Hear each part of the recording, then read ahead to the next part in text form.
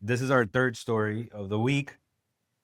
This is something that probably hits close to you. Cancun and the Caribbean and slow travel are dominating summer as well. Basically, new booking and search data shows that Cancun named the top summer destination for the third year in a row, while the broader Caribbean is surging and slow travel hits an all-time high.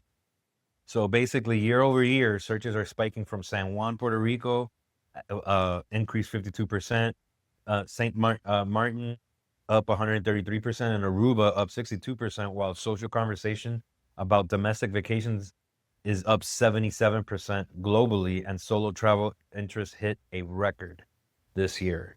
So, I know Puerto Rico has seen a lot of tourism, which is good because they get all that money, especially after the whole Bad Bunny. yeah, I think Bad Bunny Yeah. kind of sparked Yeah. sparked And they needed the, that. yeah, they did. They did need that. Yeah, I But just hope that that money goes back into the infrastructure, because if it doesn't, you know what I mean? yeah. Yeah. Well, the roads are pretty bad there, but yeah. Yeah, and the power, you know, yeah, they gotta reinvest. I mean, feel free to comment at all. I know you're nervous. You're nervous.